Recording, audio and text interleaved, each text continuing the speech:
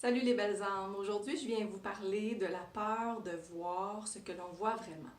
Donc, vous le savez, mon travail, c'est d'accompagner les gens dans leur processus d'éveil puis d'aller voir dans l'angle mort les peurs qui font en sorte que notre conscience demeure statique ou demeure figée ou qu'on a des blocages dans notre processus d'évolution. Et puis, dans les dernières semaines, j'ai remarqué que cette peur-là, la peur de voir ce que l'on voit vraiment, devenait de plus en plus récurrente, de plus en plus au premier plan chez les gens que j'accompagne. Et c'est pour cette raison-là que j'ai eu envie de vous en parler. Parce que vous le savez, on est dans un grand processus d'éveil. La Terre est vraiment dans un processus d'expansion et on est en train, en fait, de défaire toutes sortes de survies, toutes sortes de filtres, toutes sortes de distorsions qu'on a mis par-dessus la réalité pour survivre. Donc, ça fait partie de la manière, enfant, que plusieurs d'entre nous ont survécu, c'est-à-dire qu'on a survécu en essayant de ne pas trop voir ce que l'on voyait. Donc, je vais donner un exemple. Si on voit que notre parent a de la colère ou que notre parent a de la détresse, souvent, enfant, on peut essayer de ne pas trop regarder ce que notre parent vit parce que, lui-même est peut-être en train d'essayer d'ignorer ou de ne pas regarder ce qu'il vit. Et deux, si on voit ce que l'on voit, souvent on se sent impuissant, on se sent démuni, on se sent peut-être même envahi par l'émotion de l'autre. Ou encore, on a peur de déclencher l'autre si on voit dans lui la colère que lui-même veut peut-être pas voir. Donc, ce mécanisme-là d'avoir peur de ce que l'on voit, il vient souvent de la petite enfance, puis je dirais qu'on se passe ça de génération en génération. C'est comme une façon de mettre une espèce de filtre sur la réalité pour éviter la souffrance, éviter les conflits, éviter toutes sortes de choses. Mais là, dans le processus d'éveil de la Terre, on est appelé, chacun d'entre nous, à réintégrer profondément notre clarté intérieure. Et donc, je guidais des gens cette semaine et la semaine passée où, dans le corps, quand on arrivait à un blocage ou à quelque chose, on se mettait à regarder quelle est la peur qui est là. Et chez beaucoup de ces personnes-là que j'ai accompagnées, il y avait la peur de voir ce que je vois clairement chez l'autre.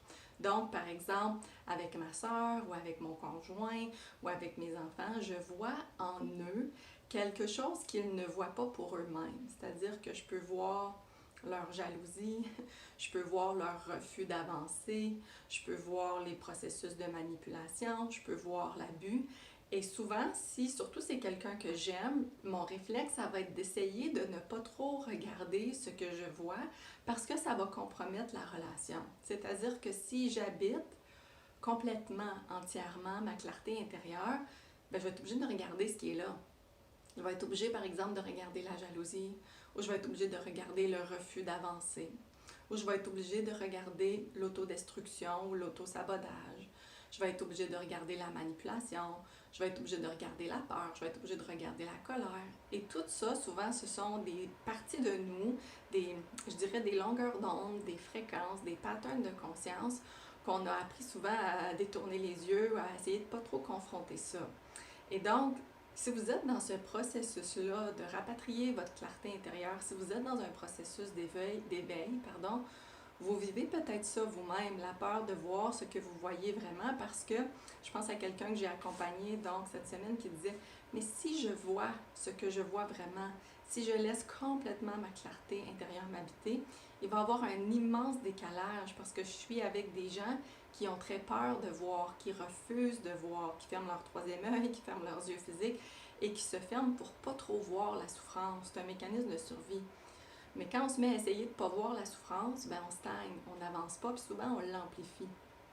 Et donc cette personne-là disait, j'ai peur de me laisser voir ce que je vois, parce que si je vois ce que je vois, je suis en train de créer un fossé entre moi et les autres, je suis en train de faire grandir, prendre l'expansion, habiter pleinement ma clarté intérieure, mais là je ne suis plus du tout sur la même fréquence, sur la même longueur d'onde de l'autre. Et donc, le réflexe, c'est de vouloir limiter notre clarté intérieure pour ne pas briser le lien, pour pas que ce lien-là se défasse. Et je le comprends pleinement parce que moi-même, quand j'ai ouvert ma clarté intérieure, j'avais souvent à choisir entre ma clarté intérieure et le monde qui est devant moi. Et j'avais le goût de vous partager ça aujourd'hui parce que ça a été un processus assez difficile pour moi de laisser aller le monde devant moi pour choisir ma clarté intérieure. Mais je dirais que c'est le seul chemin possible parce que Quand on se met à se contracter pour fitter avec le monde en avant de nous, pour pas déclencher notre partenaire qui veut pas du tout bouger, qui veut pas du tout avancer, puis qu'on fait comme si on le voyait pas trop, puis que nous-mêmes on se met constamment à s'ajuster, ou pour pas déclencher notre parent qui a un comportement abusif envers notre égard, ou qui nous envoie tout le temps des petites pointes, puis on fait comme si on le voyait pas, puis on essaye un peu d'éviter la chicane. Quand on fait ça, en fait, ce qu'on est en train de faire, c'est de s'abandonner profondément. Donc, la peur de voir ce que l'on voit vraiment nous amène souvent à nous abandonner.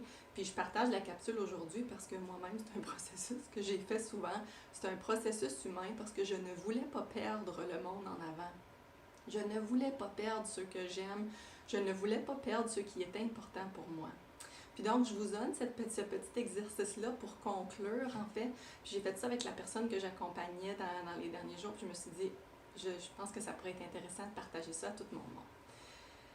Quand vous êtes en train d'avoir peur de ce que vous voyez vraiment, d'avoir peur de votre clarté intérieure, vous êtes en train d'avoir peur de perdre le lien. Vous êtes en train souvent d'avoir peur d'être seul. Donc, si je vois que mon conjoint ne veut pas avancer puis que je lui reflète, ça va faire une chicane puis je vais être seule.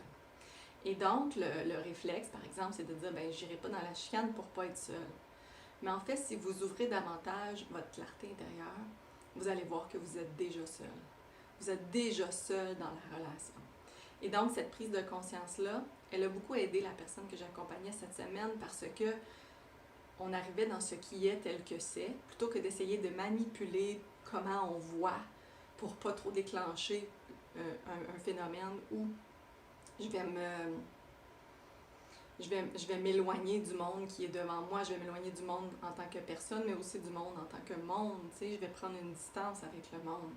Et ce qu'on a fait ensemble, tout simplement, ce que vous pouvez faire, c'est vous réaliser en fait que, ben oui, je suis en train d'essayer de pas voir ce que je vois, pour pas déclencher l'autre, pour pas briser le lien, pour pas être seul. Ce que vous pouvez faire, c'est regarder que vous êtes probablement déjà seul, puis que vous êtes en train d'essayer d'éviter la sensation que vous êtes déjà seul. Et donc, le travail qui est à faire, c'est de venir accompagner cette partie-là de vous qui est seule, de ne pas l'abandonner, parce qu'il ne reste que vous dans ce moment-là où, par exemple, l'autre ne veut pas cheminer, ou dans ce moment-là où il se passe XXX, puis vous essayez de ne pas voir qu'est-ce qui se passe. Ben votre travail, ce que vous êtes venu apprendre, c'est pas qu'il faut être seul, c'est pas ça le travail, mais c'est de ne pas abandonner votre clarté intérieure quand le monde extérieur n'est pas capable de la recevoir. Donc, quand le monde extérieur vous abandonne ou vous quitte ou n'est pas capable de tolérer votre clarté intérieure, pas capable de tolérer que vous ameniez ça, votre travail, c'est pas de les juger, de les condamner, c'est pas non plus de vous rapetisser puis d'attendre tout d'un coup qu'ils reçoivent le mémo puis qu'ils décident « Ah oui, c'est vrai, en 2012, on a lancé un grand processus d'éveil. Je suis en retard, moi, là je vais y aller. OK, j'avais pas compris, j'y vais. » Tu sais, souvent, c'est ça qui se passe. On attend que l'autre s'éveille et on attend pour ne pas être seul. Mais en se perdant dans cette attente-là, en fait, on est en train soi-même de s'abandonner, puis d'abandonner notre clarté intérieure, puis d'abandonner ce que l'on voit vraiment.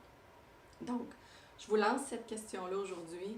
Est-ce qu'il vous arrive d'avoir peur de ce que vous voyez, puis de ne pas savoir comment habiter votre clarté intérieure? Si oui, bien vous êtes complètement normal, parce que ça fait partie de nos survies humaines. Puis si vous en prenez conscience, bien, ce que je vous invite à faire, en fait, c'est de vous accompagner, de prendre le temps d'être avec vous-même, entièrement, complètement, totalement avec vous-même et avec votre clarté intérieure, peu importe comment le monde devant vous réagit, peu importe si le monde devant vous est capable de valider, de comprendre ou d'approuver.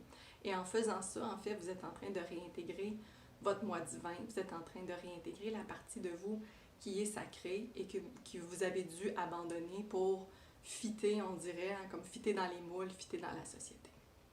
Donc sur ça, j'espère que ça vous donne une piste pour continuer votre belle introspection, votre magnifique processus d'éveil.